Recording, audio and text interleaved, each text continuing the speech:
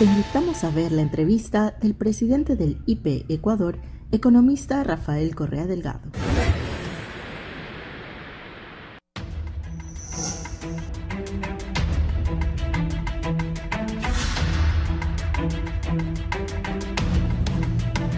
Gracias a Carlos Zelaya y a Eudalio Urbina, es un gusto saludarlos. Buenos días, bienvenidos a la entrevista de Canal 11 y Radio Visión Honduras. Recuerde sintonizarnos 90.1 en Tegucigalpa, 90.9 en San Pedro Sula, si en algún momento va a salir de su casa. En la zona central del país en la 93.5, 90.3 en la cálida Choluteca y en el Caribe hondureño en la 105.5. Hoy tengo un invitado muy especial, un personaje de la vida de Latinoamérica, un personaje mundial, el expresidente Rafael Correa del Ecuador. Quiero agradecerle, presidente, que haya aceptado esta invitación. No, con todo gusto. Me honra estar aquí. Muchas gracias por la invitación. ¿Cómo lo han tratado? Bueno, eso es lo que le dije a la presidenta cuando nos reunimos y al expresidente Zelaya. Mejor que cuando era presidente. No, nos han tratado de maravilla y estamos muy, muy agradecidos y felices. Felices de volver a esta tierra tan querida. Sí, recuerdo, usted fue presidente en el 2007 al 2017 en el Ecuador. Allá por el 2007, a finales, tuve la oportunidad de conocerlo cuando yo era secretario del presidente José Manuel Zelaya Rosales. Se formó un vínculo, una amistad entre ustedes. Usted vino a Honduras y el presidente Zelaya, antes de que usted volviera acá, ahora, para hablar de cómo está la situación económica del país, siempre me platicaba de su forma de cómo manejó el Ecuador, y una vez me acuerdo que estábamos en Quito con el presidente Zelaya y me hablaba de cómo usted había logrado la victoria y me decía, recién usted había tomado posesión, este hombre va a cambiar Ecuador. ¿Cómo hizo con ese Ecuador que encontró y al Ecuador que dirigió 10 años? Bueno, primero una precisión, está viendo el resumen y que venimos como asesores. No, hemos sido invitados, nosotros tenemos una fundación que hace consultorías económicas de toda índole, no solo económica, reforma del Estado, etcétera, sobre todo a gobiernos progresistas, ¿no? Trabajamos con gobiernos progresistas y nos invitaron pues para... Siempre es bueno un observador externo, porque en el día a día, grandes técnicos, nos hemos reunido con grandes técnicos del Ministerio de Finanzas, del Banco Central, pero tal vez se puede perder de vista el bosque. Siempre es bueno una visión externa, imparcial, objetiva, y nos trajeron para eso, y ha sido una semana, bueno, hasta el día de hoy, bastante fructífera, y creo que podemos aportar en muchas cosas. Veremos si después el gobierno venezolano necesita nuestro servicio en forma permanente por cierto periodo, pues estamos siempre a las órdenes. ¿Cómo transformamos Ecuador? Bueno, mire, mucha gente cuando llega dice los problemas, ¿no? Y no se dan las soluciones. Nosotros conocíamos esas soluciones, pero no nos engañemos. El problema no es solo técnico, es sobre todo político, cambio de las relaciones de poder. ¿Por qué América Latina 200 años en su desarrollo? ¿Por qué el Río Grande al norte se desarrolló, al sur seguimos en su desarrollo? Hay muchas explicaciones, la cuestión técnica, tecnológica es una de ellas, pero son causas próximas. Las causas remotas es la clase de élites que nos han dominado desde antes de la independencia y continuaron con otros nombres después de la independencia. Entonces, ¿qué han impedido? El progreso de las grandes mayorías, cuando ha habido progreso técnico ha sido para ellos, para sus clubes de lujo, colegios de lujo, barrios de lujo, construir murallas más altas para distanciarse y diferenciarse de los demás. Entonces, sobre todo un proceso de cambio en las relaciones de poder, el desarrollo. Y cambiando esas relaciones de poder, gobernando en función del bien común, logramos lo que logramos. Más capacidad técnica, obviamente, pero por ejemplo renegociamos deudas. ¿Quién se atrevía a renegociar deudas? Porque era que gane el país y no ganen tanto los acreedores y especuladores. Renegociamos los contratos petroleros, se nos lleva nuestro petróleo en pesos y liberamos decenas de miles de millones de dólares que sin renegociar esos contratos, todo ese periodo de altos precios del petróleo se lo hubieran llevado las transnacionales. Triplicamos la recaudación de impuestos. La evasión de impuestos era un deporte nacional.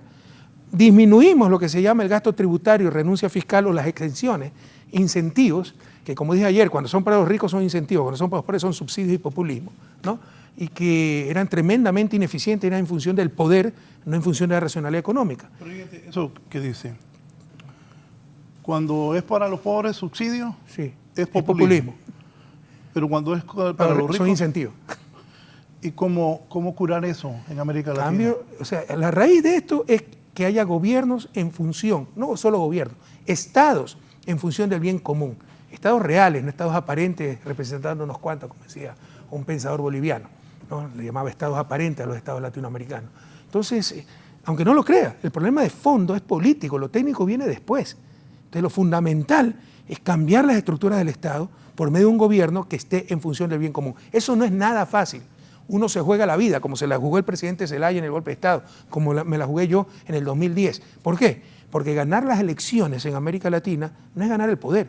Los poderes reales continúan intactos, el poder económico, el poder militar, el poder mediático. Cuando usted está en un hospital y sale a una ventana y dice, voy a dar la vida, y se toca el pecho acá, ¿qué pensaba en ese momento? Que si era necesario morir, ahí quedamos.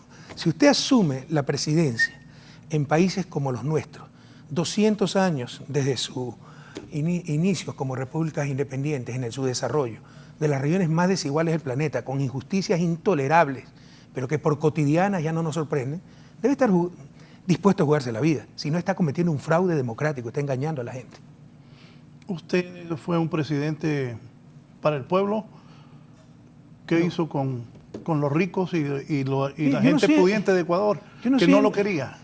Bueno, no me quieren todavía, pero usted ve incluso la irracionalidad de eso.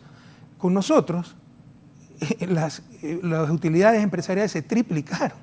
Vea el pago de impuesto a la renta. O eran evasores antes, o con nosotros les fue muy bien. En verdad son las dos cosas. Evadían, los obligamos a pagar y les fue muy bien. Y el propio presidente actual, Guillermo Lasso, vea, pasó de pagar $30.000, uno de los hombres más ricos de Ecuador. De $30.000 con nosotros pagó $2 millones en un año. ¿Ya? Entonces, ¿Lo quiere Guillermo Lasso? No, porque evadía y porque le fue bastante bien con nosotros. Entonces, racionalmente, si fueran empresarios, si tuvieran la lógica, incluso un empresario capitalista que busca la rentabilidad de su empresa, deberían votar 500 veces por nosotros. Pero esa no es la lógica de nuestra clase empresarial. Es la lógica de las élites, mantener el poder para seguir dominando, para seguir sometiéndonos. Y gobierno que no se somete, hay que destruirlo por todos los medios. ¿Cómo quedó la economía de Ecuador cuando usted salió del poder? Hay que ver el periodo de 10 años y ahí están los indicadores, ¿no? Me contaban ayer que en una reunión del grupo ni sé cuánto, el encargado de negocios de Estados Unidos reclamó a un ministro, ¿cómo traen a Correa que dejó quebrado el Ecuador? Primero, da pena la ignorancia de ese pobre hombre, ¿no? Que muestra un dato, no relatos. Y segundo, bueno, respetando mucho la institucionalidad hondureña, ¿cómo se atreve a decir esas cosas? O sea, ¿qué se creen? ¿Que somos colonia? ¿Que somos hacienda? Imagínense que un representante diplomático en Estados Unidos reclame algo así al gobierno, ¿no? Han perdido la vergüenza. Pero ahí están los indicadores. O sea, la economía en términos nominales se duplicó. La tasa de crecimiento fue mayor que el promedio de América Latina con $1, moneda dura. Eso no es cualquier cosa para los que entienden economía. Fuimos los campeones regionales en disminución de pobreza, disminución de inequidad. El Banco Mundial nos reclasificó de un país de renta baja a renta media. Naciones Unidas nos reclasificó de un país de desarrollo humano medio a desarrollo humano alto, que ni yo me lo creo. Pero de acuerdo a la clasificación de las Naciones Unidas, ahí estamos. Pasamos de las peores infraestructuras a la segunda mejor infraestructura de América Latina, solo por detrás de Panamá, y eso es por el aeropuerto y por el canal. Y en infraestructura vial, específicamente, la segunda también mejor, solo por detrás de Chile. Pero Chile tiene el doble ingreso per cápita que nosotros. De acuerdo a las pruebas de la UNESCO, éramos el sistema educativo que más avanzaba. Y muchas cosas nos llamaban el jaguar latinoamericano. Ustedes pueden ver el diagnóstico del 2013 de Boston Consulting Group, que es una consultora empresarial de la más importante del mundo, donde pone a Ecuador de lejos, pero de lejos, totalmente a distancia del resto, como el país en el mundo que mejor aprovechó el boom petrolero. ¿Qué es lo que pasa en el 2016? Se nos desploma el precio del petróleo a menos de $20 el barril, se nos aprecia el dólar, nosotros tenemos dólar como moneda nacional más del 30%, con respecto al peso colombiano, nuestro principal socio comercial, se depreció más del 70% el peso colombiano. Y tuvimos un terremoto de casi 8 en la escala Richter, que produjo 3 puntos de pérdida del PIB. Entonces, ese año no pudimos evitar un decrecimiento de 1.5, pero ya el último trimestre dejamos la economía creciendo a tal punto que en el 2017 creció 2.8. El Honduras al que usted vino cuando era presidente José Manuel Zelaya Rosales, al Honduras de esta semana que ha estado presente en el país usted, ¿cómo lo siente una persona con su inteligencia? Pues rápidamente. Bueno, mire, Honduras siempre ha tenido graves problemas como toda América Latina, sin embargo Honduras es de los países de menor desarrollo relativo de América Latina, no solo eso, ¿no?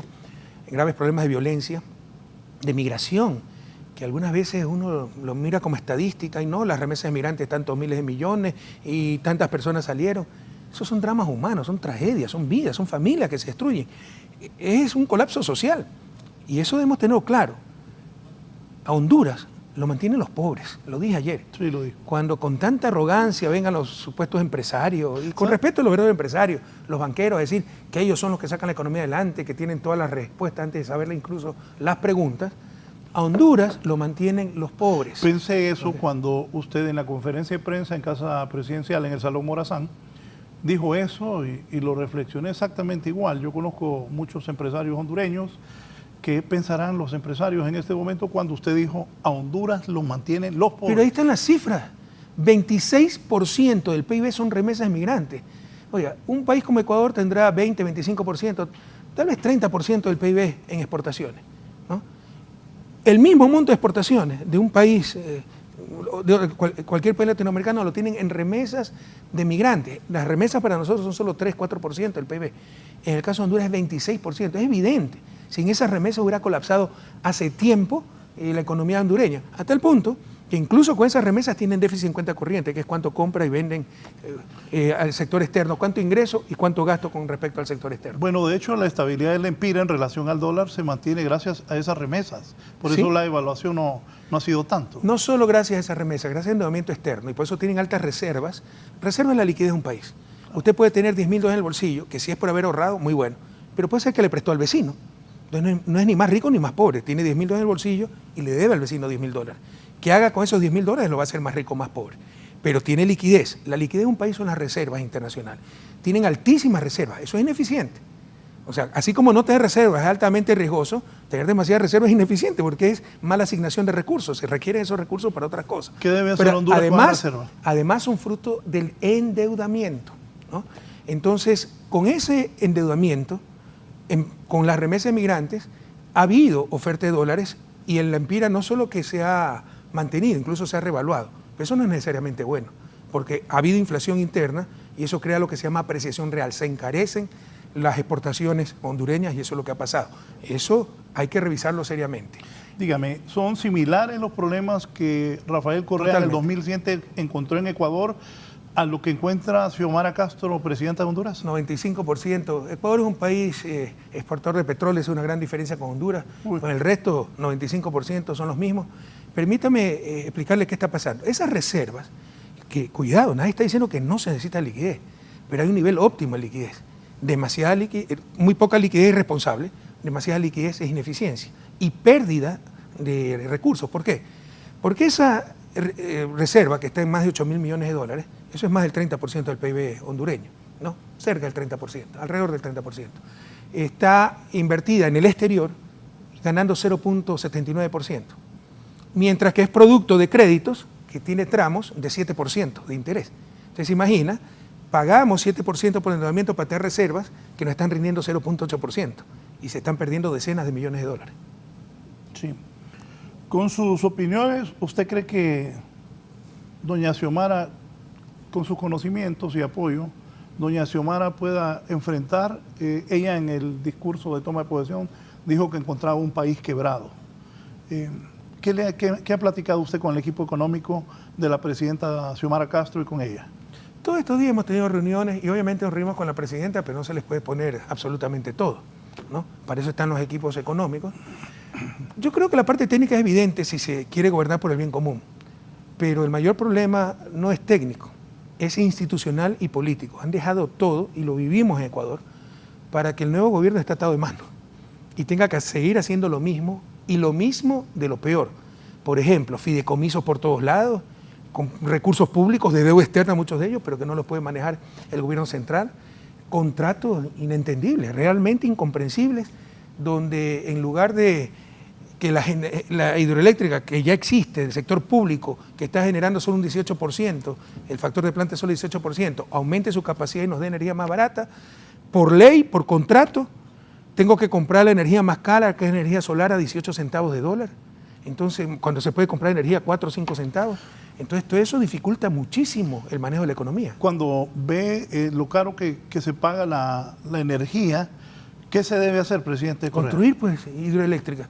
que es la energía más barata, amigable, renovable y tiene un potencial enorme. Honduras tiene el potencial hidroeléctrico más grande de Centroamérica, tiene unos 3.000 megavatios de potencia de capacidad de generación y habrán desarrollado solo 600. Entonces pueden reemplazar toda la generación térmica por hidroeléctrica, con eso ahorran importación de combustible, ustedes son dependientes de esas importaciones que le va a aumentar muchísimo con el problema de Rusia-Ucrania.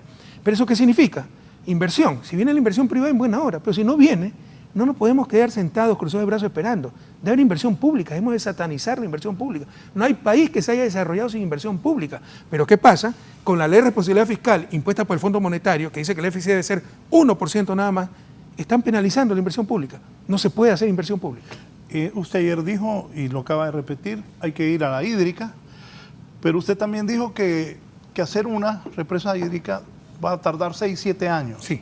De inmediato, ¿qué hay que hacer entonces? Depende, porque si están los estudios hechos puede ser menos, ¿no? 4 o 5 años, y hay capacidad hidroeléctrica subutilizada por todos estos contratos que obligan a comprar la energía más cara y garantizan el retorno de negocios privados. Entonces, ¿dónde está pues la naturaleza de la empresa? Que es asumir riesgo, invertir, pero para competir, etcétera. No hay competencia, no hay riesgo. Por eso decía ayer, eso no es neoliberalismo, eso es capitalismo corrupto.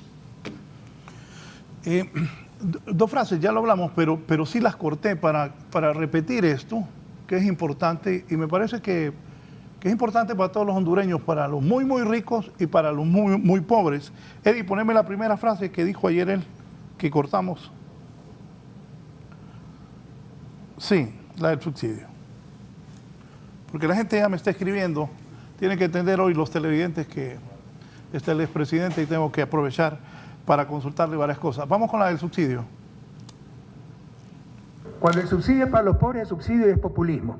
Cuando el subsidio es para los ricos, son incentivos. Lo que le he dicho, renuncia fiscal, exenciones fiscales son subsidios, pero para los ricos.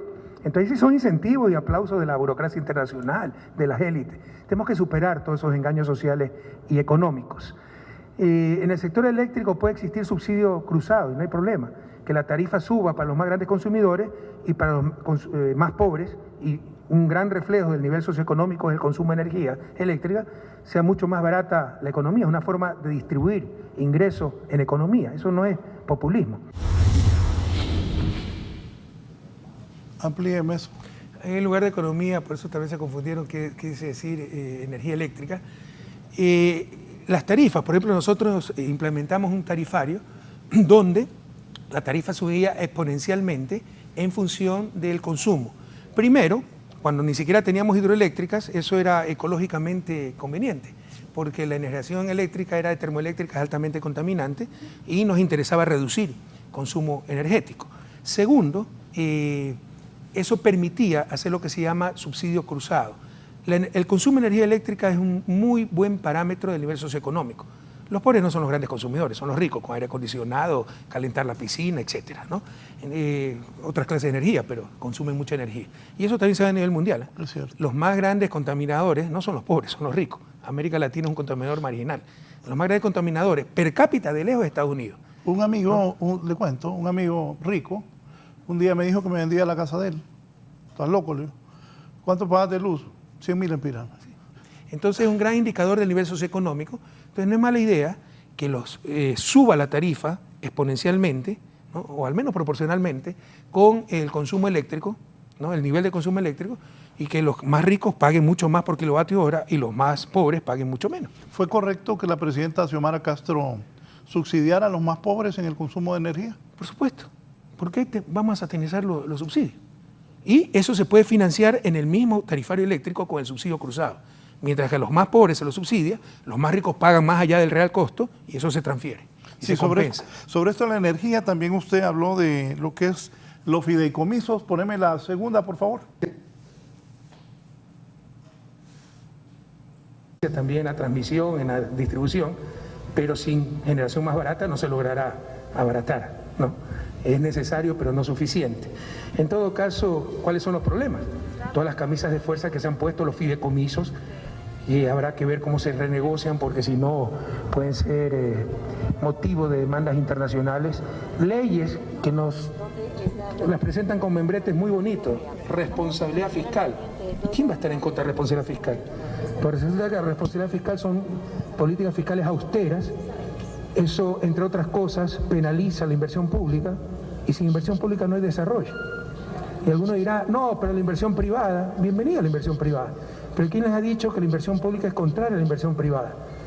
Garantizar energía, una buena hidroeléctrica, ¿espanta o atrae inversión privada? Una buena carretera, ¿espanta o atrae inversión privada?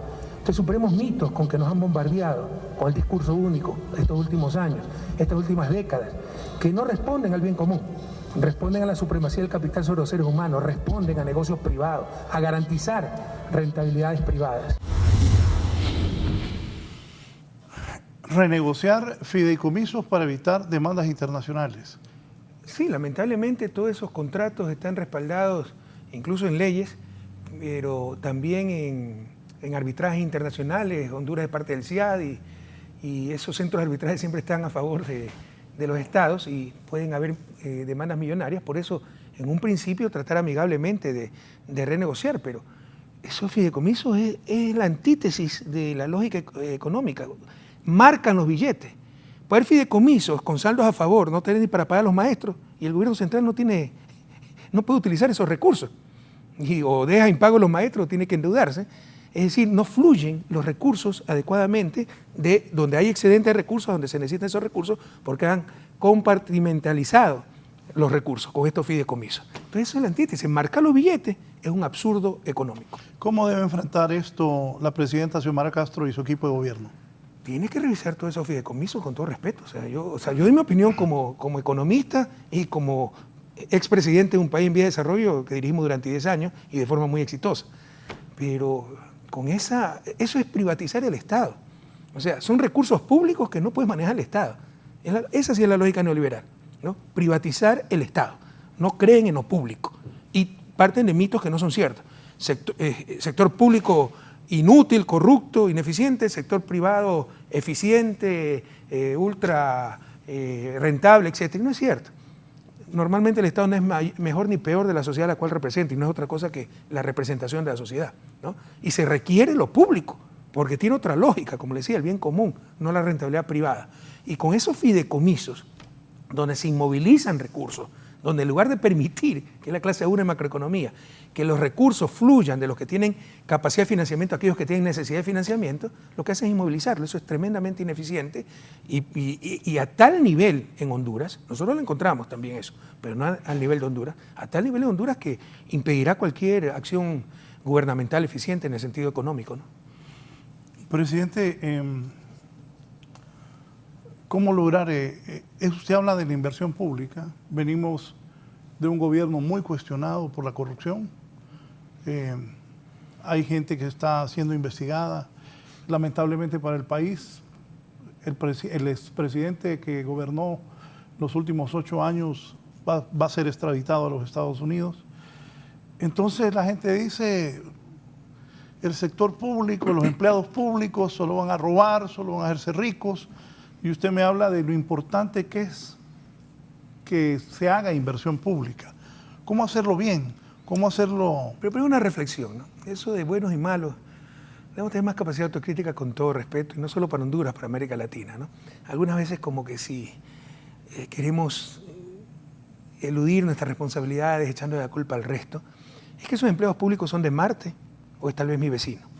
Es que ese empleado público que entró, ¿no? Ministro, subsecretario, y de no tener nada, a los 3 meses tenía 3 casas, 4 carros nuevos y 2 mujeres más, ¿no?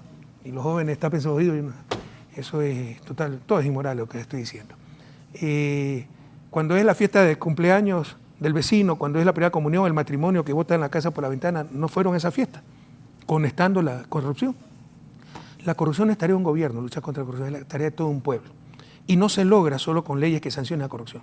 La principal debe ser la sanción moral, que el evidente corrupto sea un paria moral. Y no nos engañemos, todo el mundo va a la fiesta, cuando nos invita sabiendo que antes no tenía cómo pagar esa fiesta. Entonces, no centremos estas cosas en solo el empleo público, ¿no? Ese empleo público al final era empleo privado. No es que se transformó de la noche a la mañana. Entonces tenemos que defender esos valores fundamentales. El bien más importante para el desarrollo es el bien moral y lo debemos cuidar como un tesoro. Y se ha perdido en gran medida en América Latina. Y la corrupción se la combatirá con la sanción moral de la sociedad, no solo con sanciones legales. Insisto, ¿cómo hacer bien la inversión pública? Que el Estado invierta. Mire, siempre, en desarrollo. Bueno, con planificación, hay que hacer un plan de inversión, hay que recuperar planificación totalmente destrozada, ¿no? La espontaneidad del mercado nunca ha sacado a ningún país del desarrollo, hay que planificar y, por ejemplo, incluso si se logra reactivar grandemente, que han crecido bastante, ¿no? Después de la pandemia, 12% Honduras en 2021, pero para mantener un alto ritmo de crecimiento, el cuello de botella es energético. La demanda de energía crece más rápido que la economía. Y sin nueva oferta energética, algún rato para el proceso de crecimiento. Vamos a esperar al sector privado, si no viene nunca. Habrá que hacer inversión pública para romper, acabar con ese cuello de botella. Entonces hay que planificar por prioridades para asignar los recursos donde son más valiosos, a sus usos más valiosos, la inversión pública, y hay que recuperar la capacidad de planificación del Estado. ¿Platicó esto con la presidenta Xiomara Castro y con el equipo económico? Con el equipo económico sí, con la presidenta pues fue una reunión, bueno, no tan breve, pero hablamos de muchas cosas y no podemos caer en estos detalles medio técnicos algunas veces, ¿no? Pero sí creo que hablamos de la necesidad de recuperar planificación. ¿Cómo sintió el equipo económico de Honduras? Bueno, no, los niveles técnicos son buenos normalmente. Lastimosamente, como le digo, ¿no? En el día a día uno pierde tal vez la perspectiva o tantos años han escuchado el discurso único que algunos creen que son leyes físicas, que así debe ser. Así no tiene que ser. Por ejemplo, ley de responsabilidad fiscal, el 1% del déficit. Ese déficit está mal medido. Uno escucha déficit y dice pérdida fiscal. Ese déficit se mide después de la inversión. La inversión es pérdida. Por definición, inversión es un egreso que le crea un activo en la misma magnitud. Les pongo un ejemplo, sí, economía de sentido común, y muchas cosas se pueden entender a nivel microeconómico, a nivel de familia. Un padre de familia que gana $1.000, gasta 700, está ahorrando 300, eso es lo importante. Pero si se quiere comprar una casa de 50.000 lempiras, dólares, va a tener déficit y va a tener que pedir financiamiento. ¿Es que eso es malo? No, es bueno, porque si de esos $700 pagaba 200 de alquiler, más los 300 que ahorraba, puede pagar la cuota de la casa $500 y después de 10 años la casa es de él, no solo que tiene casa propia, sino que ya no ahorra solo 300, ahorra 500, ¿sí me explico? Porque ya se ahorró el alquiler. No hay mejor ahorro que una buena inversión. Pero tuvo necesidad de financiamiento, tuvo déficit de caja. En finanzas públicas eso se llama posición de endeudamiento neto, pero no es desahorro, no es pérdida fiscal. Les pongo un ejemplo empresarial. Una empresa que logra en un año $50.000 de utilidades, pero quiere invertir en una nueva planta de $75.000, va a tener que prestar $25.000, va a tener déficit de caja, necesidad de financiamiento. Pero si alguien dice que tuvo pérdida, mandan a esa persona al manicomio. Eso es lo que están haciendo con el sector fiscal. Y así satanizan la inversión. Entonces, para que no haya déficit, que no haya inversión. Y sin inversión no salimos del subdesarrollo. Y nadie se engañe. Sin inversión pública tampoco saldremos del subdesarrollo. ¿Cómo está la economía hondureña? ¿Cómo la encontró? Hay graves riesgos, ¿no? Graves riesgos. Le hemos hecho un análisis FODA a la presidenta, fortalezas, oportunidades, dificultades. Se me fue el nombre, y amenazas, no, ya me va a venir.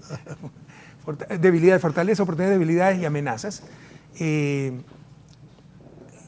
lo inmediato, lo más grave, lo coyuntural, son los vencimientos de deuda. 41% de los ingresos no financieros, es decir, ingresos propios, no prestados, no que se pide prestado, del gobierno central, se van en deuda, pago de deuda. Con eso no van a poder atender las necesidades sociales, hay altísimas expectativas con respecto al nuevo gobierno. Entonces hay que refinanciar la deuda, hay que reperfilar esa deuda. Eso en el corto plazo, pero un problema estructural muy grave, volviendo a lo que le decía, yo le decía, si la necesidad de financiamiento viene por inversión, no es malo. De hecho, si la inversión es necesaria, urgente, es bueno. Claro, no puede endeudarse sin límites, pero es sostenible eso, si lo hace bien. El problema es cuando esa necesidad de financiamiento viene incluso porque no se puede cubrir el consumo. En el ejemplo del padre de familia, si él gana $1.000, pero consume 1.200 en alquiler, en comida, en colegio, ahí tiene un problema. Eso es insostenible. y tendrá que hacer un ajuste.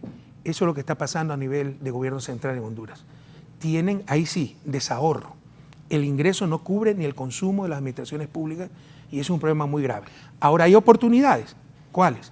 Renuncia fiscal, los famosos incentivos, que le perdonan el IVA, etcétera, es 7% del PIB. Haciendo un ajuste a esas renuncias fiscales, se puede cubrir esa brecha. Y son tremendamente ineficientes esos incentivos. Estábamos viendo ayer que empresas maquiladoras que tienen 40, 44% de rentabilidad, se les perdonan todos los impuestos. ¿Por qué? Pues si ya tienen una rentabilidad espectacularmente alta. ¿Los maquiladores deben pagar impuestos en Honduras? Bueno, si hay altísimos, además que hay maquilas que no son maquilas, ¿no? Hasta el camarón, camaroneras están como maquiladores. ¿Hay que sacarlos de eso? Hay que depurar eso, por supuesto. Es una caja de Pandora. Hay muchísima ineficiencia, por decirlo menos, y yo creo que, con todo respeto, hasta corrupción. Pero en todo caso, hay amenazas también, ¿no? Ojo, por ejemplo, presidente. Pero si me permite decir la amenaza antes de que se me vaya la idea. Claro.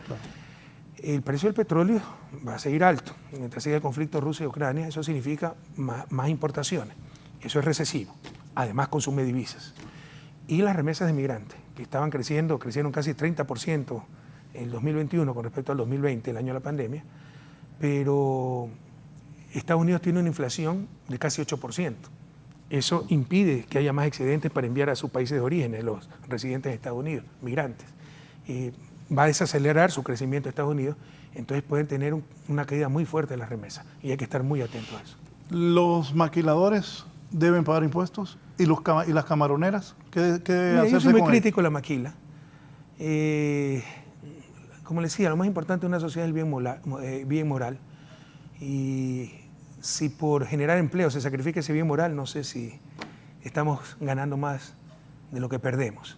Pero en todo caso, pues eso existe. Son 400.000 puestos de trabajo en Honduras que dependen de la maquila. Pero se tiene que hacer un análisis muy profundo de cuánto beneficio está dando y cuánto está costando. Porque si con renuncias fiscales, dejar de cobrar impuestos, se puede generar igual o mayor cantidad de puestos de trabajo de lo que está generando esa empresa, es una locura seguir con esa renuncia fiscal. Entonces hay que hacer un análisis mucho más depurado de los incentivos, gasto tributario o renuncia fiscal. Usted, cuando el golpe de Estado, usted apoyó mucho al presidente Zelaya, fue usted un defensor de la democracia.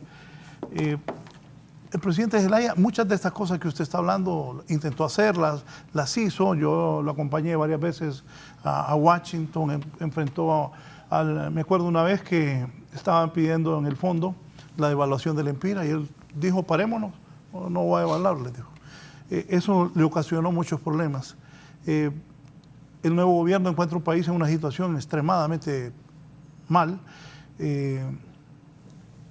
Hay que sacar préstamos para pagar deuda. Y también se debe a la banca privada, mire, no para invertir. Sacar préstamos para pagar deuda no sería tan malo, porque aumento por un lado la deuda y por otro lado amortizo. Entonces mi posición neta de activos queda la misma, financiero.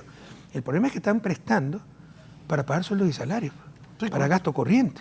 Y esa es la fórmula del desastre. Entonces eso hay que corregir. ¿Por qué? Por la situación precaria en que dejaron las finanzas públicas. Dejaron, si me contaba la ministra de Finanzas, si era 11.000 millones de empiras que necesitaban para el primer mes o el segundo mes de gobierno, le habían dejado 400 millones en caja, algo así. Sí, una barbaridad. Yo tuve una plática con alguien ahí del Ejecutivo y me dijo, oíme, le pregunté a la ministra de Finanzas, ¿cuánto hay? 400 millones. Y la deuda, 14.000 millones. Algo así era, ¿no? ¿Qué se hace ahí, presidente?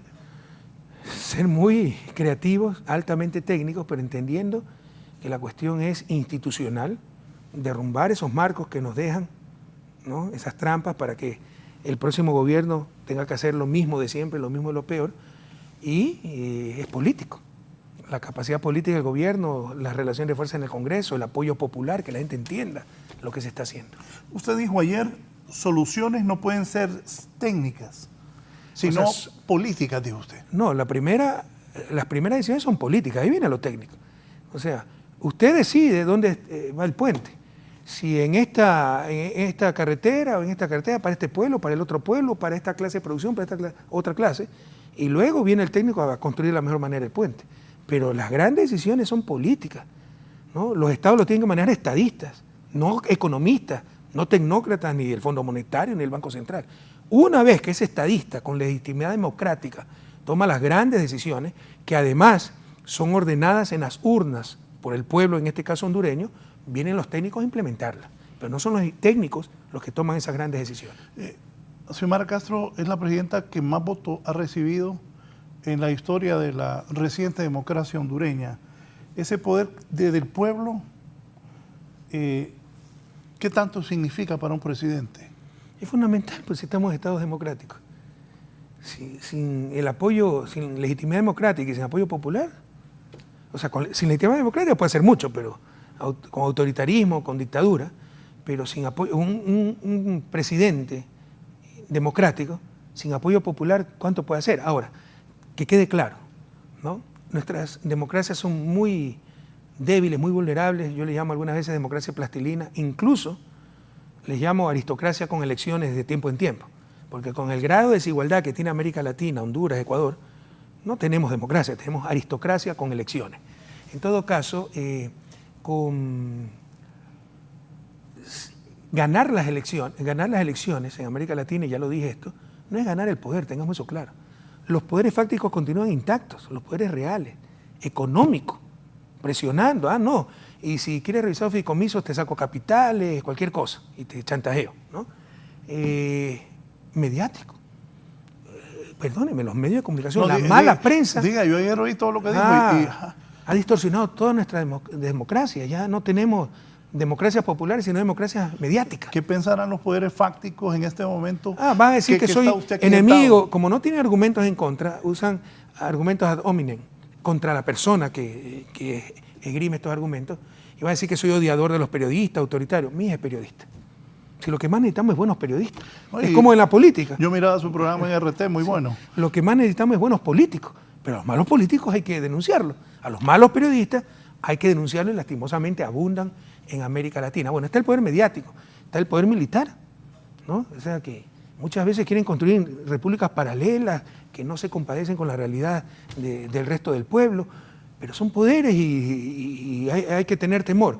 Entonces, poder fáctico, poder los gobiernos progresistas, poder militar, lo único que tienen es poder popular y hay que seguirlo construyendo ese poder popular. Vuelvo a esto, poderes fácticos, poderes mediáticos, poder militares. Esos poderes le dieron golpe de Estado a Mel Zelaya 28 de junio de 2009. Por supuesto.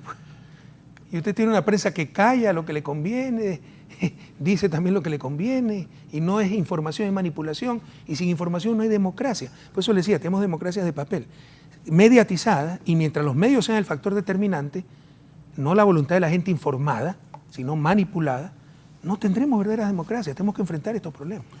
12 años, Manuel Zelaya organizó un partido nuevo, después del golpe de Estado, 12 años después ganó las elecciones con su esposa como candidata a la presidencia. Pero todo esto parece una historia repetida.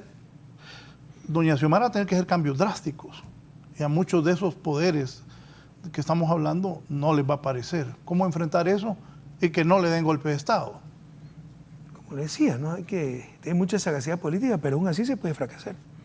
Incluso, por ese bien común, alguna vez hay que entender, elegir el mal menor, ¿no? Y el mal menor, pues, sabiendo que nos pueden dar un golpe de Estado y que la prensa va a decir que el presidente renunció y que él mismo se fue solito a la casa y cualquier estupidez, ¿no? Y que va a aplaudir a Estados Unidos si es un gobierno favorable a ellos. Entonces, sabiendo esos riesgos, hay que saber hasta dónde se puede llegar, ¿no? Aquí le firmaron la renuncia. Sí, ¿no? Y a Chávez dijeron que había renunciado. Y cuando el pueblo lo volvió al poder, pusieron dibujitos animados en la televisión. Eso se olvida a la gente.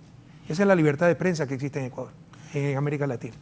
¿Qué lecciones podemos aprender de esa lucha de 12 años contra el golpe de Estado que ha librado don Manuel Zelaya y la ahora presidenta? Es admirable, ¿no? Yo soy muy amigo de Manuel, de Mel, de Xiomara también, y sé lo que han sufrido, la persecución, como el exilio. Lo mismo, calco y copia en todos los países, la persecución a sus ministros, los acusaron de corruptos, pero ¿por qué? Porque eran del gobierno que les caía mal. Lo mismo nos hicieron a nosotros nos dieron golpe de Estado, ganamos todas las elecciones, pero nuestro sucesor nos traicionó, y yo tengo 48 juicios penales, ¿no? Entonces, es llenarnos, nunca encuentran un centavo mal habido, pero se inventan cualquier cosa. ¿Por qué lo traicionó Lenín Moreno?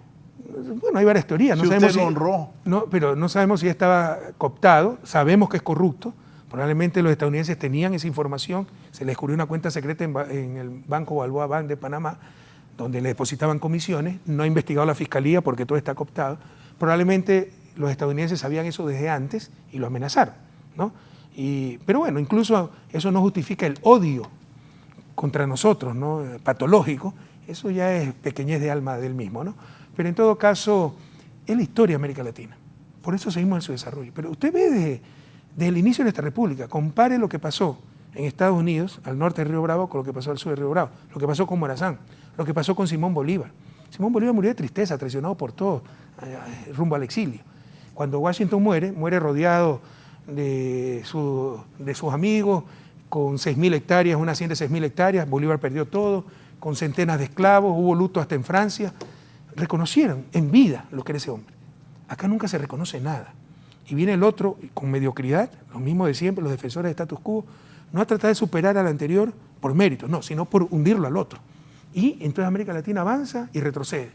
Un buen amigo mío, periodista de Le Monde Diplomatique, Renaud Lambert, llama a América Latina, tiene un artículo, léanlo si quieren, búsquenlo en Google, en Internet. América Latina, el Ícaro moderno, ¿no? El Ícaro, ese ser de la mitología griega, cuyo éxito era su fracaso, porque se hizo alas de cera con las que pudo volar, pero mientras más alto voló, más se acercó al sol, se calentó la cera, se derritió y cayó más fuertemente. Eso es un poco América Latina. Mientras más alto volamos, algo nos pasa, que nos vuelven al pasado y volvemos a caer. ¿Por qué no ganó las elecciones con Andrés Arauz? Por nuestros propios errores. Bueno, la cuestión de fondo, eso no sabe América Latina. Y hay una hipocresía total. Si en Nicaragua supuestamente se meten presos opositores antes de elecciones, tirano, autoritario, hay el Tribunal de la Haya, en Venezuela dicen hay opositores presos, dictadura. América Latina tal vez no sabe que en plena pandemia, con 2.000 procesos penales por orden del Consejo de Judicatura detenidos por la pandemia, ¿no? Solo un juicio siguió. El juicio contra nosotros es un supuesto caso de sobornos que nunca ha existido. Y en tiempo récord, ¿no?, lograron, el 17 de septiembre del 2020, a las 20 horas, sacar una sentencia definitiva donde me privaban por 25 años, me condenaban para 8 años de prisión, me privaban por 25 años de mis derechos políticos, cuando me tenía que inscribir al día siguiente como candidato. ¿Iba a ganar, y tenía presidente? inmunidad. ¿Iba a ganar? Pues si yo regresaba, ganamos. Eso, modestia aparte, ganamos. Eso todo el mundo lo sabe Lazo. Con eso entendamos. No solo nos roban la tranquilidad, la reputación, el bien más preciado que tiene un hombre que no tiene fortuna, el buen nombre para sus hijos, ¿no? La libertad en algunos casos, como hicieron con Lula. Nos roban la democracia, porque si Lula no hubiera estado preso, hubiera sido candidato y le ganaba a Bolsonaro. Si yo no me hubieran sacado esa sentencia ridícula, que además como no tenían pruebas, fue por influjo psíquico, la casación, pregúntele a cualquier penalista, demora más de un año, la sacaron en 17 días, y eran 18 casaciones, de 18 acusados, ¿no? Entonces evidentemente era persecución para impedirme regresar a mi país, ni siquiera ser candidato, regresar a mi país, pero además iba a ser candidato asambleísta por el exterior. Entonces, con eso no solo nos roban la tranquilidad, la libertad, la reputación, nos roban la democracia, porque si yo llegaba a Ecuador, Lazo no hubiera sido nunca presidente. No lo inscriben porque usted no llega al país. Para vicepresidente, Sí. porque pusieron que, imagínense, en pandemia, donde todo es virtual, en el siglo XXI, impusieron que la inscripción debía ser personal. Para impedirme ser presidente, candidato a vicepresidente, pero dejaron un cabo suelto. Yo vivía en el exterior y tenemos asambleístas por los migrantes, asambleístas por Europa. Entonces me podía inscribir en el exterior como asambleísta por Europa y tenía inmunidad y podía regresar al país sin que me pudieran meter preso, nada. Entonces tenían que sacarme otra sentencia y robarme los derechos políticos. Y eso es lo que hicieron. Pero ese fue el motivo de fondo, ¿no? Más la persecución de todos nuestros dirigentes.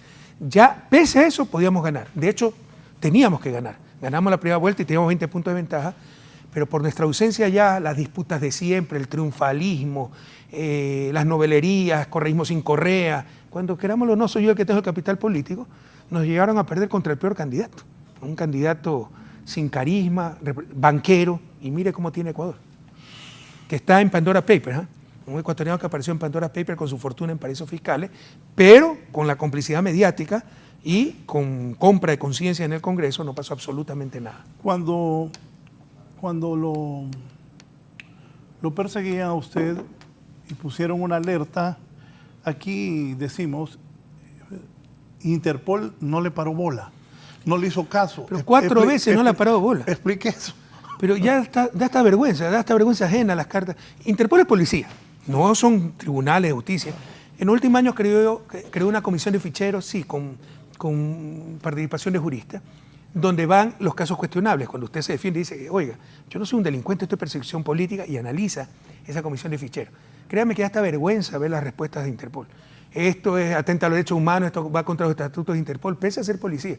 Y no es conmigo, con todos los perseguidos en los casos contra nosotros. Entonces ya ven algo de Ecuador, ya no tiene ninguna credibilidad, rechace. Pero no solo son ellos, pues todos los días piden extradición donde vivo, en Bélgica. No le hacen el menor caso, porque es un circo la justicia ecuatoriana y todo el mundo sabe que es persecución política. Pero tampoco se resuelve el problema interno. Por eso debemos recuperar un verdadero sistema interamericano que impide estos abusos, respetando la soberanía de los países, pero ante evidentes abusos, evidente persecución política, diciendo un basta. Nos están robando no solo reputaciones de personas, sino la propia democracia. Eso que con lo que lo persiguen, influencia psíquica. Sí, está la... Yo le puedo mandar después. Explicar cómo hace. Es inexplicable. Mire, es brujo usted, ¿cómo es la cosa? Pero no van a creer que es exageración, yo le puedo mandar la sentencia, así dice. Me acusan. Es chistosísimo, ¿no? Un cuaderno donde estaban anotados que los sobornos, se habla en presente, cuando se le dice, hey, ese cuaderno no existía en el 2012. No, lo escribí en un avión, en un viaje de Quito a Guayaquil, esos 30 minutos en el 2018. Entonces, mentira, crearon pruebas. Otra prueba es que yo presté $6.000 a un fondo de la presidencia que teníamos de nuestro propio bolsillo, pagué hasta el último centavo. Dicen que se recibe $6.000 de sobornos y dijeron que engañamos con el fondo porque pidieron una certificación a la superintendencia de bancos y no autorizaron ningún fondo. O sea, para hacer un fondo de la oficina, usted necesita un permiso de superintendencia de banco. Pero esas son las estupideces. Y lo más chistoso, como no había ninguna prueba contra mí porque no hay organización criminal, porque no hay sobornos, ¿no? Me dijeron que había manejado todo por influjo psíquico. En el siglo XXI. O sea, esto es la Edad Media. En el siglo XXI, que he manejado por influjo psíquico todo. ¿Qué poder es lo suyo, no? ¿Ah? ¿Qué poder ¿Qué poder mental es mío? Pero ¿sí? En serio, así dice la sentencia. Es la reír mundial esa sentencia. ¿Es un hombre muy rico, Rafael Correa? No, y todas mis cuentas están. Y autorizo a quien le dé la gana a revisar mi patrimonio, mis cuentas bancarias, mi tarjeta de crédito. Lo poco que me queda, porque en Ecuador tengo todo embargado. ¿De qué vive, presidente? De mis consultorías, de esto que hago, conferencias. Tenía el programa en Russia Today que se suspendió primero por la pandemia. Y acabamos de firmar la quinta temporada. Muy buen programa. Y empezó el conflicto Rusia-Ucrania, prohibieron todos los viajes de rusos a Europa, transacciones, pagos desde Rusia a Europa, entonces ya no pudimos continuar con el programa. Y también estoy escribiendo un libro, ya tengo que entregarlo el 1 de junio, no lo voy a poder entregar, ando estresadísimo. Bueno, todas esas son mis actividades. Y de repente conferencias, cursos, etcétera, cursos online. ¿Vive en Bélgica porque estudió allá? Mi esposa es belga. Mi familia tiene la doble nacionalidad, mis hijos, y mis hijas ya estaban estudiando en Francia, entonces teníamos ¿Con la su familia esposa se separada. conocieron en Bélgica? Sí, cuando era estudiante, cuando estaba haciendo mi primera maestría. ¿Con los gringos tuvo problemas cuando dejó que Snow estuviera en la embajada? No, Assange. Assange. Snowden también pidió Sí. refugio en Ecuador, pero siguió a Rusia. Y lo entrevisté, muy interesante Snowden. Por supuesto, ¿no? Tuvimos presiones, me llamó, por el caso de Snowden me llamó el propio Biden. Y muy cortés, ¿no? ¿Qué le dijo Biden? Bueno, que por favor, presidente, tome en cuenta que Snowden ha revelado esto, pero muy cortés Biden, no le hubiéramos permitido. ¿Influenció esa llamada para que no se le diera el asilo? No, porque por diferentes motivos él decidió continuar a Rusia y en buena hora. Imagínense dónde estuviera ahora Snowden si le hubiéramos dado asilo nosotros. O sea, la traición de Moreno, su pequeñez de alma, le ha hecho un daño no solo a Ecuador, a toda América Latina. Después de haber entregado a Julian Assange, lo cual no hace ningún país, atenta contra la institución centenaria del asilo. Primera vez en historia. ¿Usted cree que alguien más va a buscar asilo en un país latinoamericano? El daño que nos ha hecho un traidor como Moreno, las peores basuras que ha parido nuestra América, ¿no? Es un daño a toda América Latina y no lo entendemos. Entonces sí, por el caso de Assange se tensionaron las relaciones con Estados Unidos, sobre todo con el Reino Unido, pero lo volveríamos a hacer. Nosotros actuamos en función de principios, no en función de presión. ¿Tiene resentimiento con Lenín Moreno? No, me da pena Lenín Moreno. Un hombre que ha sufrido mucho, pero es un hombre que acabó con el Ecuador y ya está en el basurero de la historia. Y ha hecho mucho daño, persiguiendo gente inocente, haciendo montaje. El caso de Soborno es todo un montaje de inteligencia del Estado. ¿Cuándo cree que va a poder volver al Ecuador? Bueno, esas son las cosas que matan la incertidumbre, ¿no? Puede ser mañana, puede ser en 3 meses, 3 años o 20 años. La consigna es no dejarme regresar a Ecuador. Esto está a nivel internacional, les hemos ganado todo, les vamos a seguir ganando, pero incluso si ganamos a nivel internacional, un Estado puede decir, aquí está la resolución de tal corte, la resolución del Comité de Derechos Humanos de Naciones Unidas, vamos a analizarlo y demorarse 8 años más. Pero decir, si ocurriera que usted pudiera volver pronto, ¿se presentaría para ser presidente de es que en principio mi intención no era volver, mi intención era retirarme de la política, dedicarme a escribir libros, a la academia, ¿no? Y estar con mi familia, que está en Bélgica. Mis 2 hijas ya estudiaban y vivían en Bélgica, y teníamos la familia separada. Pero toda esta persecución, la destrucción del país, los compañeros presos, mi vicepresidente tiene más de 4 años preso, un hombre absolutamente honesto, patriota. Mi ministra de Transporte, una mujer extremadamente trabajadora, honestísima, casi 2 años refugiada en la Embajada Argentina, exiliados en México. Tampoco podemos permitir esa situación. Y si mi candidatura, porque no nos engañemos, ¿no? Judicialmente esto, a nivel ecuatoriano, con la cooptación de la justicia, más el aplauso de la prensa corrupta que nos odia, esto no se va a resolver. Esto se va a resolver ganando elecciones. Por eso teníamos que ganar el año pasado y no lo hicimos. Entonces, si mi candidatura ayuda a aquello, tendré que estar ahí. Eso, el poder político, la continuidad del poder político. Lo que usted dice, en el 2009, nosotros lo vimos acá, yo fui funcionario y también fui perseguido, y es difícil recomponerse. ¿Cómo lo persiguieron? Perdón que cambie el rol y soy yo el entrevistador. Bueno, ¿Con juicios? Sí, claro. ¿De qué lo acusaron? De la gasolina de los carros que iban a las montañas a supervisar las antenas. Corrupto. Sí, claro. Ya, así se persigue. A mí me acusaron de mal uso del avión presidencial, que lo había llevado a paraísos fiscales. ¿Por qué? Porque tenemos un legacy de corto alcance que para ir a Europa tiene que ir Quito, Fortaleza, Cabo Verde, Madrid y Roma, donde fuera, el destino final. Pero tiene que aterrizar en Cabo Verde. Resulta que Cabo Verde, para recargar gasolina, era un paraíso fiscal. Juicio penal por mal uso del avión presidencial por ir a paraísos fiscales. Es increíble. Igual fue acá. De hecho, en la presidencia, la hoy presidenta era primera dama, ella no firmaba cheques, ni el presidente Zelaya, ni yo, que era el secretario privado de la presidencia, y nos acusaban de todo. No, todo, y todo le apuntan a Correa, ¿no? Para primero tratar de dañar mi reputación, pero ya es contraproducente, cada vez subimos más en apoyo popular, pero para impedirme regresar al país, ¿no? Y ponerme más juicio, quitarme la tranquilidad, extenuarme económicamente. A mí no me ha ido mal económicamente. He tenido, gracias a Dios, trabajo, nos aprecio mucho a nivel mundial, pero todo se me ha ido en abogados. Yo no tengo ni carro en Bélgica, y en honor a la verdad tampoco se necesita mucho porque el sistema de transporte es extraordinario. No, nada que ver con Latinoamérica. No, nada.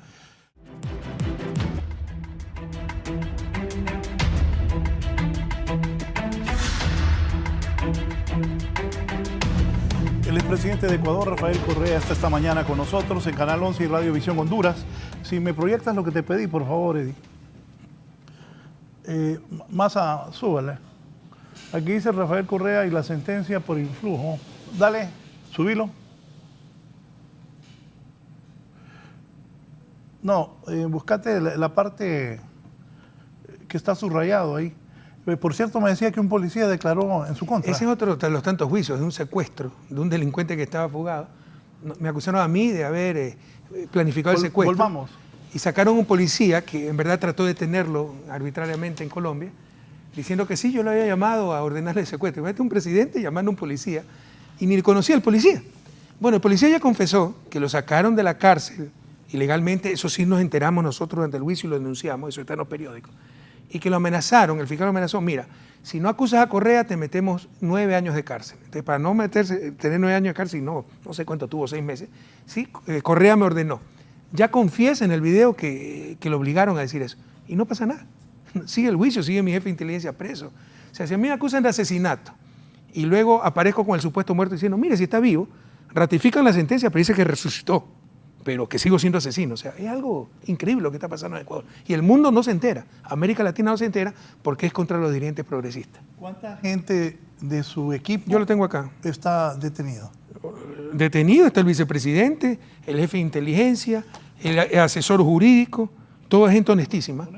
Refugiada en la Embajada Argentina, mi ex ministra de Obras Públicas y por lo menos 8 o 10 altos funcionarios del ex canciller, la ex presidenta de la Asamblea Nacional, refugiados en México, con asilo político, que es reconocer que son perseguidos políticos.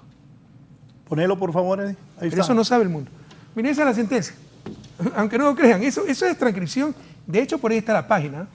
¿Me permite leerla? Claro, presidente. Es la parte, una de las tantas partes, porque hay otras barbaridades. El procesado Rafael Correa Delgado ejerció sus funciones como presidente constitucional de la República del Ecuador 2007-2017, con un poder total concentrado en sus manos a manera de un autócrata. Esto es controlando las 5 funciones del Estado ecuatoriano: ejecutiva, legislativa, judicial, electoral y transparencia. Esto no es un discurso de un asambleísta de oposición, son los jueces. Imagínense. Los jueces. Esto es un estamento político, no judicial. Luego, la parte más importante. Pero la prueba evacuada en audiencia, está resaltado con amarillo, la prueba evacuada en audiencia de juicio resultó incontrovertible para determinar que el procesado Rafael Correa Delgado hizo surgir sobre un grupo de personas, específicamente sobre un grupo de funcionarios públicos de su entera confianza, mediante un influjo psíquico, la resolución de realizar el injusto descohecho. Eso lo dice.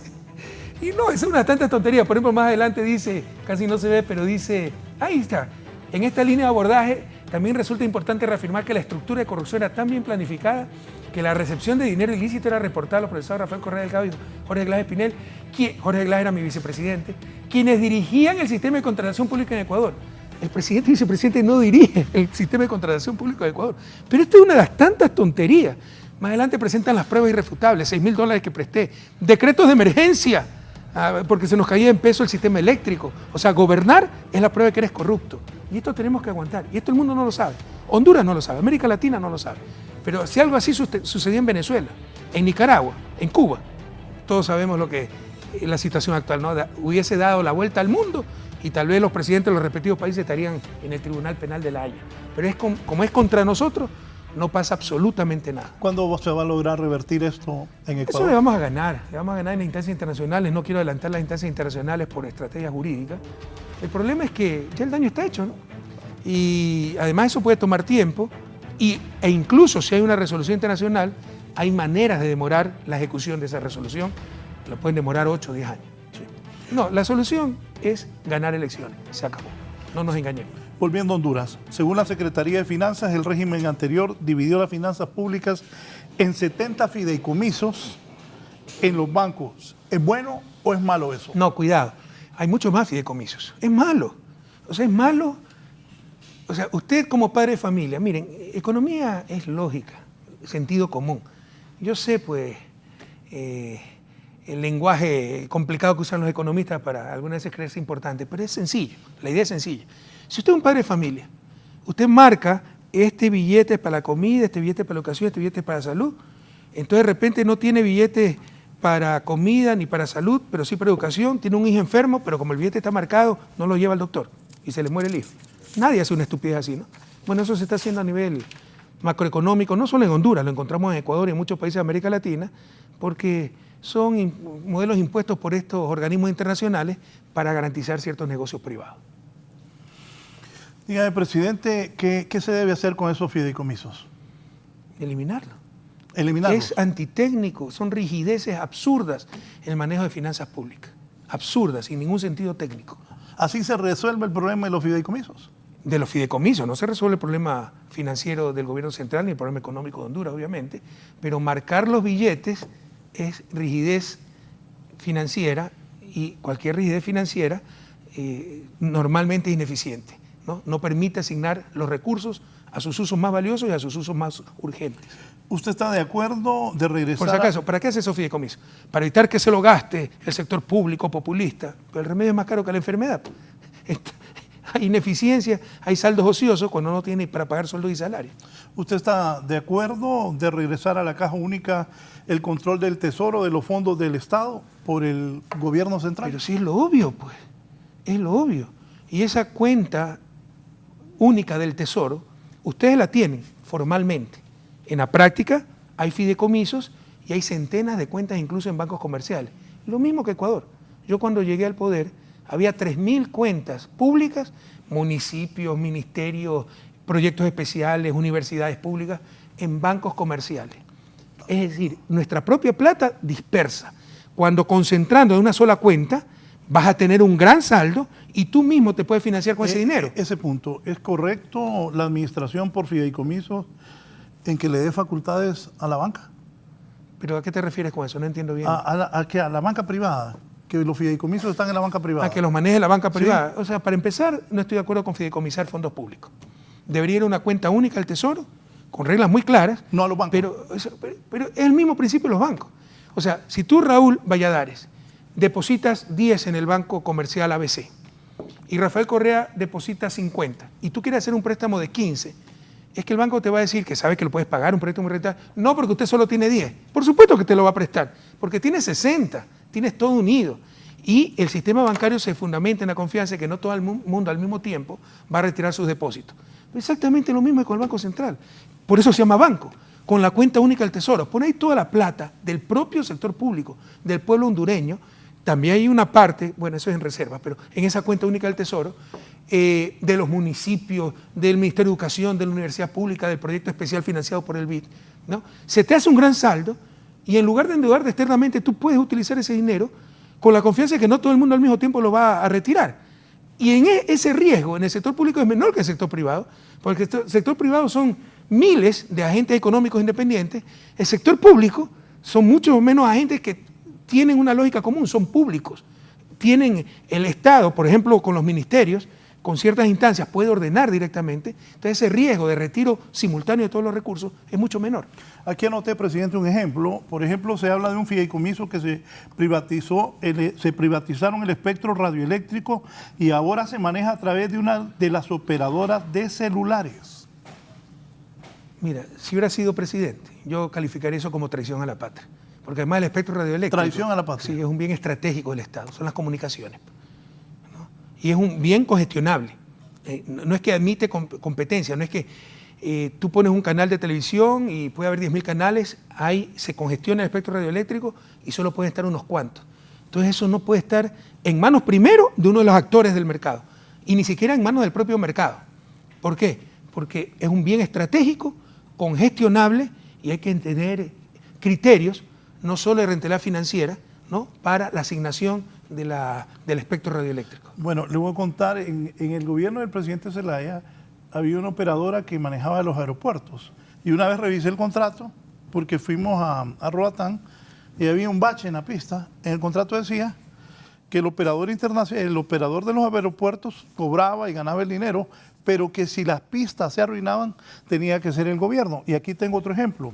Se habla de otro fideicomiso por tiempo indeterminado que se le entregó a un banco sin ningún costo. Los principales ríos, 14 ríos de Honduras, de las principales cuencas hidrográficas, que ya tienen estudios para que ellos puedan subcontratar y el Estado les pagaría los costos si no tiene éxito. ¿Cuál es el riesgo del capital? Ninguno. Todo el riesgo es para el pueblo hondureño, porque el Estado es la representación del pueblo hondureño, son fondos públicos. ¿Qué se hace con eso? A ver, si eso hubiese sucedido en mi gobierno, yo lo calificaría de corrupción. Y lo anterior, no solo de corrupción, sino de traición a la patria. El espectro radioeléctrico es un bien, un recurso estratégico, ilimitado, congestionable. No es que todo el mundo que quiera puede poner una radio, puede poner un canal de televisión, tiene límites. Y eso tiene que ser manejado en función del interés público y estratégicamente. Ayer lo escuché, y esto para el presidente Zelaya, a quien saludo, que nos está viendo, apostarle a los medios del Estado, ¿no? Bueno, se necesita televisión pública, que no es televisión del gobierno, ni siquiera del Estado. La nueva dialéctica ya no es capital-trabajo, es público-privado. Público es lo que es de todos. Y así como es importante lo privado, es importante lo público. Así como es importante la acción individual, es sumamente importante la acción colectiva. Y no es como nos dice el liberalismo, que la suma de las acciones individuales, la mano invisible, el mejor estado social, eso es cuento, ¿no? La sociedad humana es un sistema adaptativo complejo, para utilizar términos de la ciencia de complejidad. Básicamente, ¿qué significa complejo? El todo es diferente a la suma de las partes. Por ejemplo, a nivel individual, si tú no pagas impuestos, estás mejor que antes, ¿verdad? Si pagabas impuestos y ya no pagas. Pero a nivel colectivo, si nadie paga impuestos, todos vamos a estar peor. El todo es diferente a las partes, ¿no? Entonces es fundamental la acción colectiva. Bueno, ya me olvidé por qué te estaba explicando eso. ¿Cuál fue tu pregunta? Sí, le decía de que cómo poder tener los medios que no sean públicos, privados, ya, sino públicos. En Europa, por ejemplo, la televisión ha sido pública. En Ecuador recién tuvimos televisión pública en el 2007. Los medios públicos son de todos. Incluso pongan consejos ciudadanos, independientes del gobierno, hasta opositores del gobierno, para que garanticen la idoneidad de la información, que se diga la verdad, ¿no? Y liberar, porque uno de los problemas de los medios de comunicación es su estructura de propiedad. No te engañes, desde que se inventó la imprenta, la libertad de prensa es la voluntad del dueño de la imprenta. Si un medio es propiedad de un evasor de impuestos, jamás va a denunciar, a publicar noticias que es evasor de impuestos. Pero no solo dependen de los propietarios, dependen de los anunciantes. Si un medio tiene publicidad de los cigarrillos matan a la gente, jamás va a publicar espontáneamente al menos, publicidad diciendo el cigarrillo es peligroso para la salud. Los medios públicos garantizan que se actúe en función de la verdad, en función del bien común. Es una de las soluciones, porque el problema es mucho más grave. Por ejemplo, yo creo que la verdad debe entrar como un derecho humano. La Carta de Naciones Unidas es de 1948, anacrónica. Pone como derecho humano los derechos intelectuales, lo cual es tremendamente cuestionable, pero no pone a la verdad como un derecho humano. ¿Sabes lo que es que nos roben la verdad? Significa que nos hacen votar por el peor, nos roban las elecciones libres porque no hay libertad sin verdad, nos roban la propia democracia, nos roban la posibilidad del desarrollo. Te dije que la acción colectiva es fundamental para el desarrollo. Y sin verdad, sin adecuada información, tomaremos, como efectivamente hemos tomado, las peores decisiones colectivas y seguiremos en el retraso, en la pobreza. La verdad debe ser un derecho humano que pueda ser exigible por cualquier ciudadano, no por los políticos, no por el gobierno, por cualquier ciudadano. Honduras es un país muy pobre, su gente es muy pobre. El 80% del capital está en el 1% de la población. ¿Qué se hace con eso? Eso es bastante. Sí, uno de los grandes males de América Latina, somos la clase media mundial en promedio, ¿no? Pero los promedios esconden grandes diferencias. Clase media mundial, pero aquí hay mayor opulencia que en Suiza y mayor miseria en ciertos sectores que en África Central, ¿no? Que es la región más pobre del planeta. Y uno de los grandes desafíos. No tendremos desarrollo sin mayor equidad, no tendremos democracia sin mayor equidad. Con los niveles de desigualdad que tiene América Latina, lo ratifico. Tendremos democracia formal, democracia real no tendremos. En verdad, realmente tenemos aristocracia con elecciones de tiempo en tiempo. Porque con esos niveles de desigualdad nos dominan los medios de comunicación, los poderes económicos y manipulan, y todo es en función de sus intereses, la institucionalidad, las propias elecciones, con la manipulación a través de sus medios de comunicación. Eso es de los grandes desafíos. No solo mejor distribución del ingreso, mejor distribución de la riqueza, ¿no? Y estoy hablando también de los medios de producción que están concentrados en muy pocas manos. Y mira las contradicciones. América Latina también es el continente más cristiano del mundo y el más desigual, o uno de los más desiguales del planeta. Algo anda mal. Y no es el problema la carencia de golpes de pecho. El evasor, el que nada en opulencia, todos los domingos va a darse golpe de pecho. El problema es la abundancia de pellejos demasiado duros. ¿Qué debe hacer Honduras? ¿Cuál debe ser la posición con el Fondo Monetario, el Banco Mundial, el Banco Interamericano de Desarrollo? Alinearlo para que trabajen en función del bien de Honduras, pero no se engañen. Por default, como dicen los jóvenes, ¿no? Por origen, ellos están con otros intereses. ¿Tú crees que al Fondo Monetario le interesa el bienestar del pueblo hondureño? O sea, lo digo con conocimiento de causa. Hay estudios al respecto. Comisión Messler en los 90, que determinó, Comisión del Congreso de Estados Unidos, que el Fondo Monetario era un instrumento de política exterior de Estados Unidos. Y su enojo era que habían bypaseado al Congreso, no que lo utilice para política exterior, sino que solo lo utilizaba el Ejecutivo, bypaseando al Congreso. Entonces eso es más que conocido. Ellos están ahí como cancerberos del capital financiero internacional y de los intereses de los países hegemónicos, especialmente Estados Unidos, que es el que domina el fondo. No nos engañemos.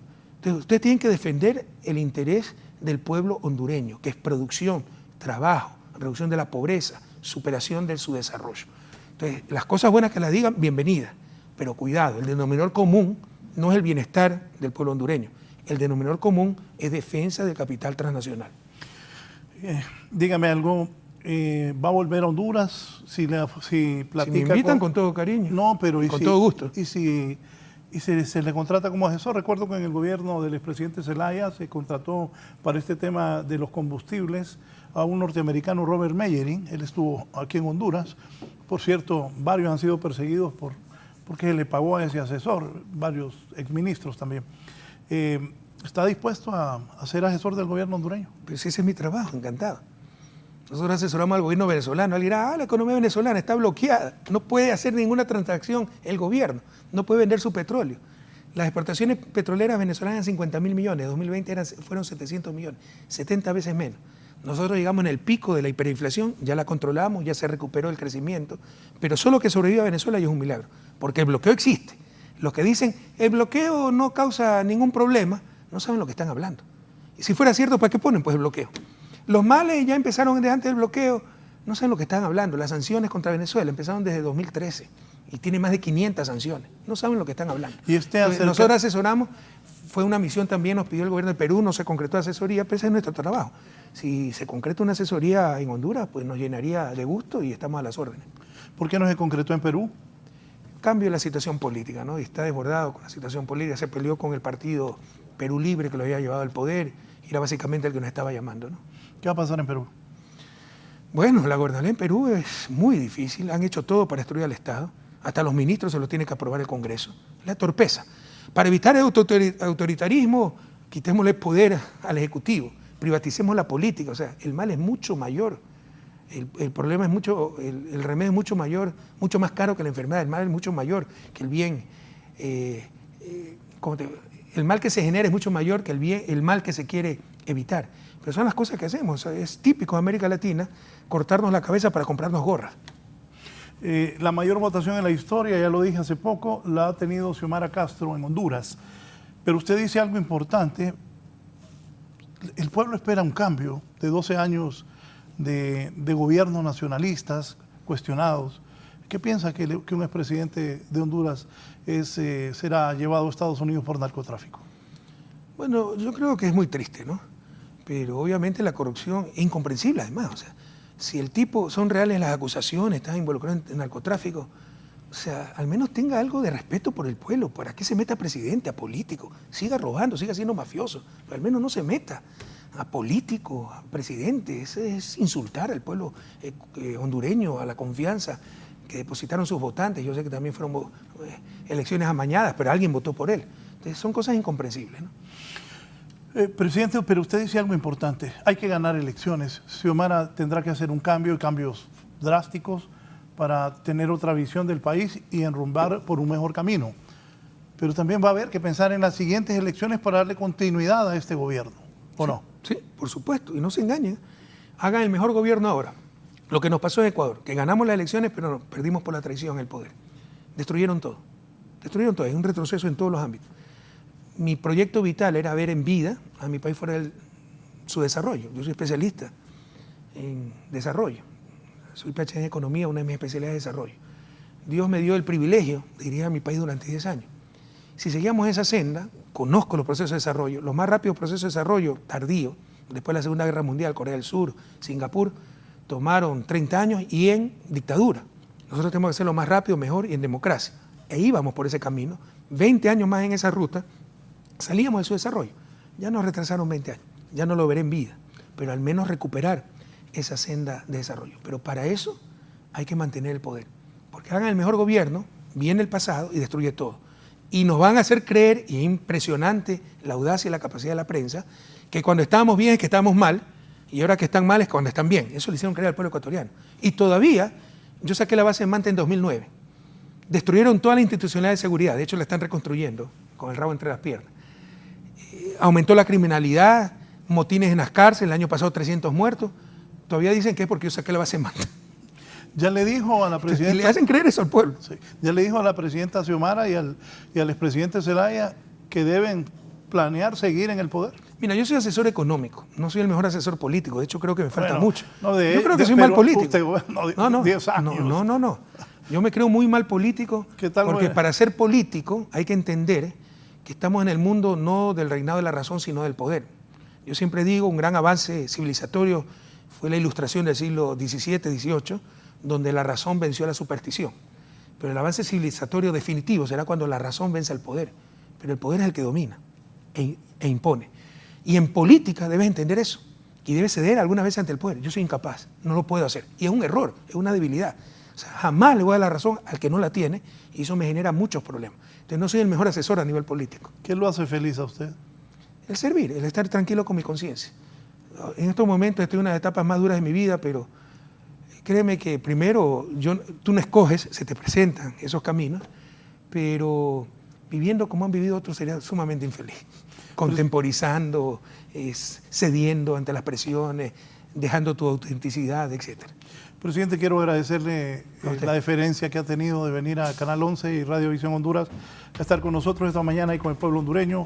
Le dejo las cámaras y los micrófonos, usted que es especialista en esto, para que se despida y le envíe un mensaje a los hondureños. De esperanza, sí sabes. Mira, en 10 años ya te conté un poco las transformaciones que hicimos y cualquiera la puede revisar, pero en mi mensaje de despedida al pueblo ecuatoriano les dije en mi foro final a la Nación que el más importante avance es que habíamos recuperado la fe en nosotros mismos, la motivación. Una sociedad desmotivada, desmoralizada, es una sociedad vencida. Y eso es lo que hacen todos los días los poderes fácticos, los medios. Que los hondureños somos inútiles, los ecuatorianos somos inútiles, los latinoamericanos somos inútiles, que no tenemos solución, que todos somos corruptos, todos somos perezosos, que solo los gringos hacen bien las cosas, que el Estado no sirve para nada. Es una trampa a no dejarnos desmoralizar. Somos capaces de lograr lo que nos propongamos.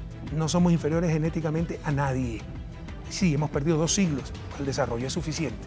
Pero podemos empezar esa senda hacia el buen vivir, hacia el bienestar, hacia el desarrollo de nuestros pueblos, con justicia, con dignidad, con prosperidad para todas y todos. Y ahora tiene un gobierno que va a ir de la mano con el pueblo hondureño.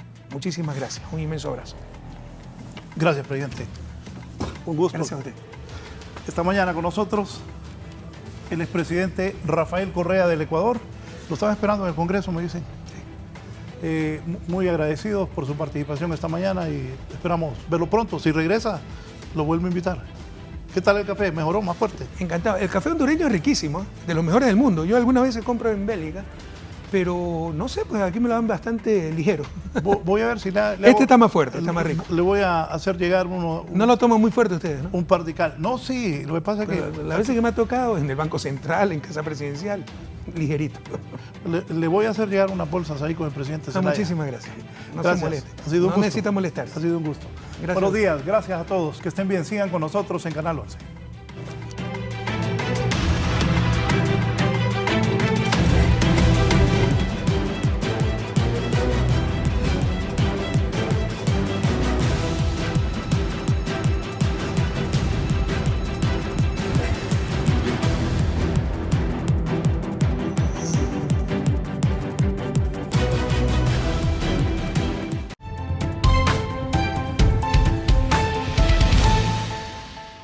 Gracias por acompañarnos. Síguenos en Twitter y Facebook como @IPEcuador.